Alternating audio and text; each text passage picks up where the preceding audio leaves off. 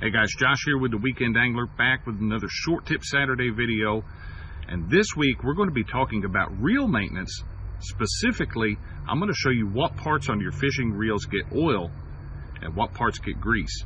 So stick around.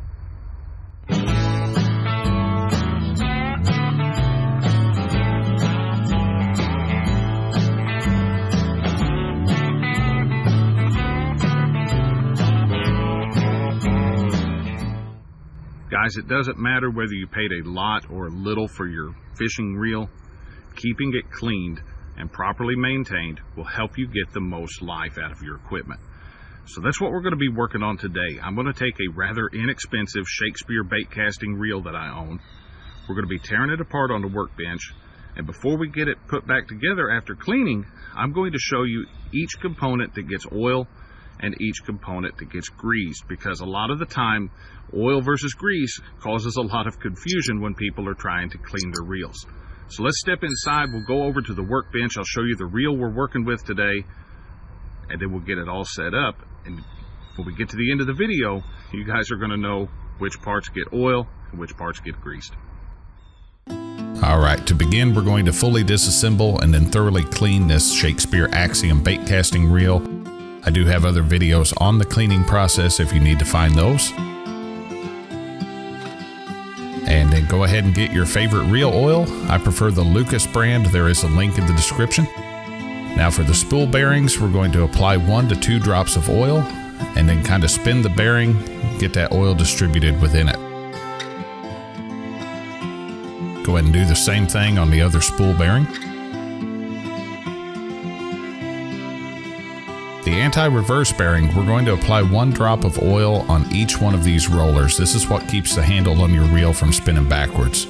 Most of the time when that problem does occur, all you have to do is clean this anti-reverse bearing.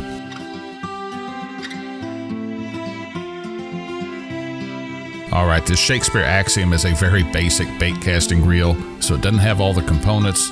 You'd also want to oil any handle bearings, level wind bearings, the bait clicker switch, the bail on a spinning reel, basically any other bearings present on the reel.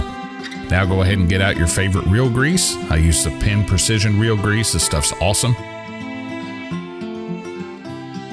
And for our main gear, you're going to want to apply a small amount of grease between each tooth on the gear.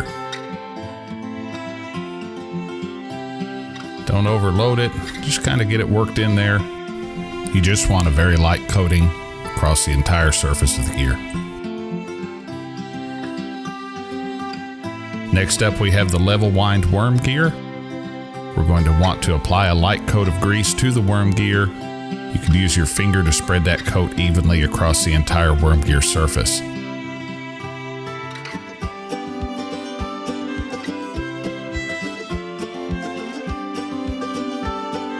Next up we have the level wind pawl.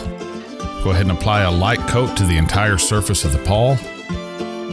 Basically, just remember when it comes to grease on a fishing reel, less is more. Light coatings protect the component without gumming up. And for the spool, the driven gear, apply a light coat to the entire surface of that gear as well. This is what actually drives the spool on your bait casting reel.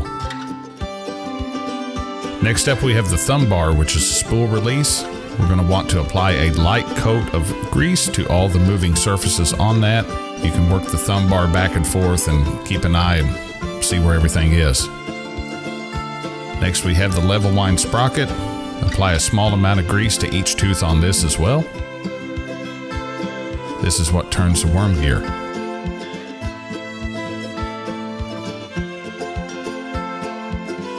Now for the yoke guide pins, get a little bit of grease on your finger and apply a light coating of grease to the entire surface on those guide pins.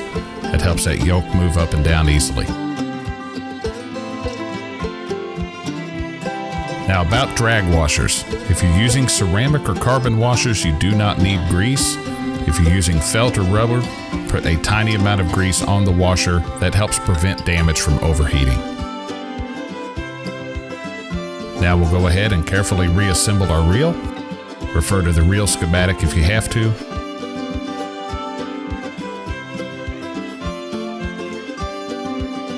Try not to have any extra parts either.